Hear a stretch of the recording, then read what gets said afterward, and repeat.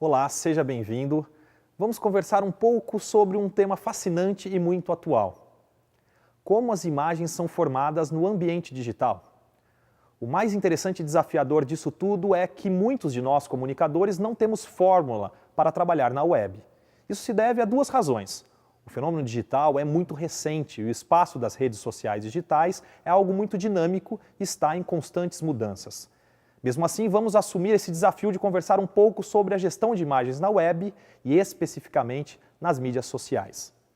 O objetivo é justamente visualizar como elas podem ser potencializadoras de imagens positivas. Por outro lado, também podem rapidamente disseminar conteúdos que mancham a imagem e a própria reputação das marcas. Em primeiro lugar, a internet é um espaço amplo, aberto e um local em que não podemos nos esconder. A partir do momento em que uma empresa entra no universo digital, e especialmente nas mídias sociais, ela automaticamente assume a postura de se abrir ao público.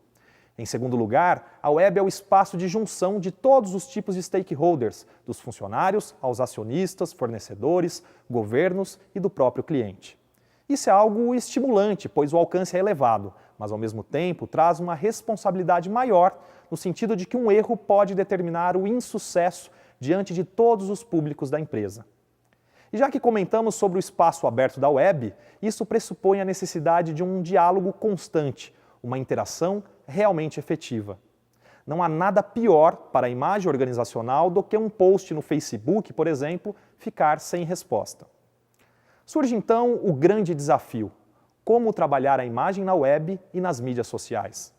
Esse desafio é tão grande que não se tem uma resposta certa. Aliás, se alguém tivesse, estaria bilionário. O que nós temos são algumas constatações de atitudes corretas e incorretas de algumas empresas que podemos levar como guias de nossas ações de comunicação. Trabalhando especificamente com as mídias sociais, 3 elementos são fundamentais para a aproximação com o público. Sempre dar feedback, independentemente do conteúdo do post. Utilizar uma linguagem própria deste universo. E incentivar a participação do público nas comunidades oficiais da marca. O ambiente digital é importantíssimo para a disseminação espontânea de imagens positivas. É impossível falarmos em mídias sociais e não citarmos os famosos memes. Os memes nada mais são do que assuntos que, por razões diversas, tornam-se virais. Ou seja, em poucas horas ou minutos, milhões de pessoas estão utilizando esses memes ou discutindo assuntos motivados por eles. Uma grande característica de quase todos os memes é o bom humor. Imagens e frases de efeito bem-humoradas têm um potencial enorme de viralizarem enquanto memes. Lembrando que o Brasil é um dos países principais na fabricação de memes. Mas vocês podem estar se perguntando: se estamos cursando uma pós-graduação em comunicação organizacional, o que tem a ver com isso? Tudo. Isso porque algumas empresas inspiram a origem de memes, como é o caso da Friboi, em que algumas montagens faziam brincadeiras com carnes feitas de papelão. Ou mesmo a BR Foods, que também enfrentou esse tipo de viralização, que contribui muito para a formação de imagens negativas. Por outro lado, isso também é muito interessante, diversas empresas utilizam-se de memes para consolidarem imagens positivas no público. As Havaianas, por exemplo, sempre fazem isso. Em nosso e-book há diversos exemplos desse tipo de utilização. O que precisamos ter em mente para utilizar memes em favor de uma organização?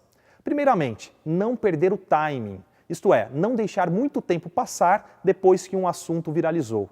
O ideal é que a utilização aconteça no mesmo dia, o quanto antes. No entanto, para que isso ocorra rapidamente, um pressuposto é fundamental. As equipes de comunicação devem ter autonomia.